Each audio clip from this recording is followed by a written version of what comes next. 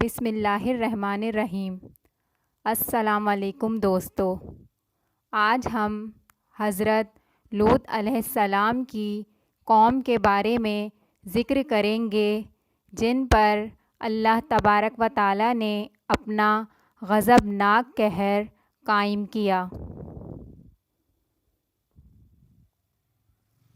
حضرت لوط علیہ السلام اللہ کے نبی ہیں، جن کا ذکر قرآن مجید میں اور بائبل کے عہد نامہ قدیم کی کتاب پیدائش میں آیا ہے۔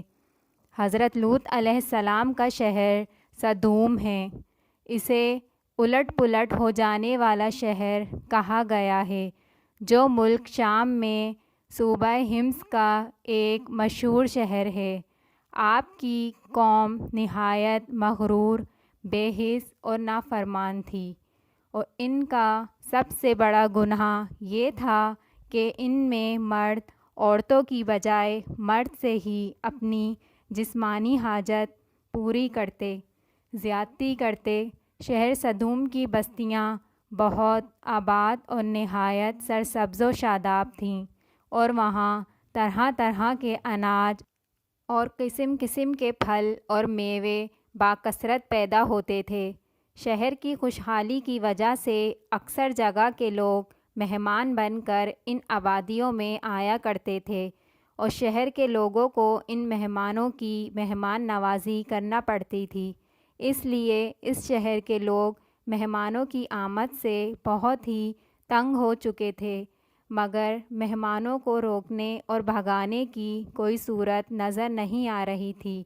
اس ماحول میں ابلیس ایک بوڑھے کی صورت میں نمودار ہوا، اور ان لوگوں سے کہنے لگا کہ اگر تم لوگ مہمانوں کی آمد سے نجات چاہتے ہو تو ان کی یہ تدبیر ہے کہ جب بھی کوئی مہمان تمہاری بستی میں آئے تو تم لوگ زبردستی اس کے ساتھ بدفعلی کرو۔ چنانچہ سب سے پہلے ابلیس خود ایک خوبصورت لڑکے کی شکل میں مہمان بن کر اس بستی میں داخل ہوا، اور ان لوگوں سے خوب بدفعلی کروائی۔ اس طرح یہ فعل بد ان لوگوں نے شیطان سے سیکھا۔ پھر رفتہ رفتہ اس برے کام کے یہ لوگ اس قدر عادی بن گئے کہ عورتوں کو چھوڑ کر مردوں سے اپنی شہوت پوری کرنے لگے۔ حضرت لوط علیہ السلام نے ان لوگوں کو اس فعل بد سے منع فرمایا اور کہا، تم وہ بے حیائی کرتے ہو جو تم سے پہلے جہاں میں کسی نے نہ کی۔ تم تو مردوں کے پاس شہوت سے جاتے ہو عورتیں چھوڑ کر، بلکہ تم لوگ حد سے گزر گئے۔ حضرت لوط علیہ السلام کی ان باتوں کو سن کر اس قوم نے کہا، ان کو اپنی بستی سے نکال دو، یہ لوگ تو پاکیزگی چاہتے ہیں۔ جب قوم لوط کی سرکشی اور بدفعلی قابل ہدایت نہ رہی تو اللہ تعالیٰ کا عذاب آ گیا۔ چنانچہ حضرت جبرائیل علیہ السلام چند فرشتوں کو ہمراہ لے کر آسمان سے اتر پڑے۔ پھر یہ فرشتے مہمان بن کر حضرت لوط علیہ السلام کے پاس پہنچے، اور یہ سب فرشتے بہت ہی حسین اور خوبصورت لڑکوں کی شکل میں تھے۔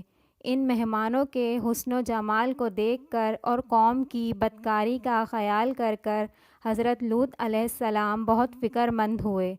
تھوڑی دیر بعد قوم کے بدفعلوں نے حضرت لوط علیہ السلام کے گھر کا محاصرہ کر لیا، اور ان مہمانوں کے ساتھ بدفعلی کے ارادے سے دیوار پر چڑھنے لگے۔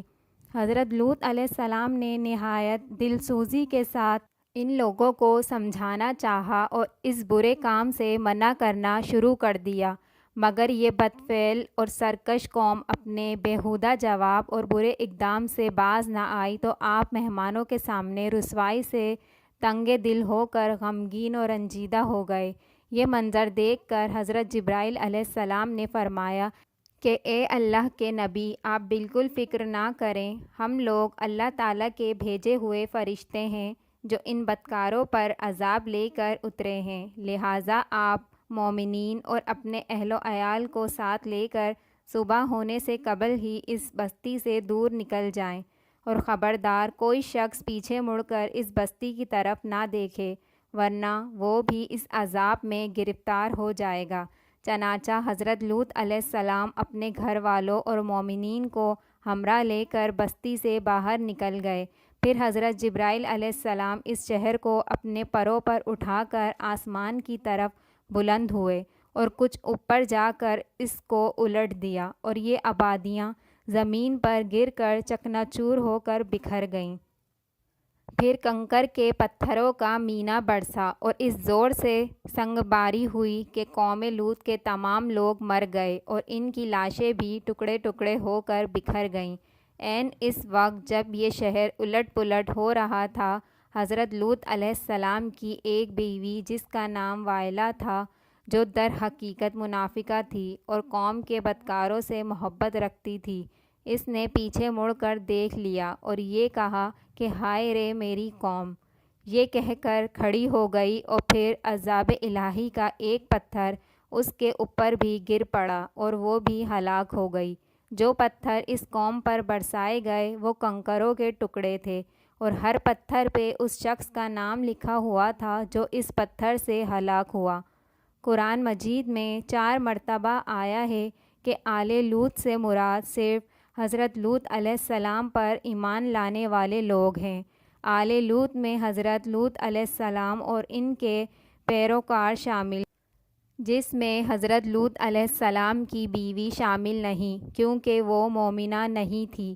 اسی لیے حضرت لوط علیہ السلام کی بیوی کے بارے میں فوراً ہی کہا گیا کہ وہ کافروں کے ساتھ رہ جائے گی اور ضرور ہلاک کی جائے گی، اس لیے کہ وہ ایمان نہیں لائی تھی۔ البتہ لوط علیہ السلام کی 2 بیٹیوں کو ان کے ساتھ نجات دی گئی۔ آل لوط میں حضرت لوط علیہ السلام کی صرف سلبی اولادیں نہیں بلکہ آپ کی معنوی اولاد بھی ہیں۔ ان سبھی کو اس نجات سے سرفراز فرمایا گیا۔ آپ کی قوم کے اجسام دریائے مردار میں پائے گئے تھے۔ اس دریا کی خاصیت تھی کہ اس میں نمک کی مقدار اتنی زیادہ ہے کہ اگر کوئی بھاری آدمی اس پر لیٹ جائے تو وہ ڈوبے گا نہیں۔ حضرت لوط علیہ السلام کا روضہ مبارک اردن میں ہے، جبکہ آپ کی بیوی کا ستون اسرائیل میں سدوم کے پہاڑ پر واقع ہے۔ اگر آپ کو ویڈیو اچھی لگی ہو تو لائک کریں اور پلیز سبسکرائب کے بٹن کو بھی دبا دیجیے۔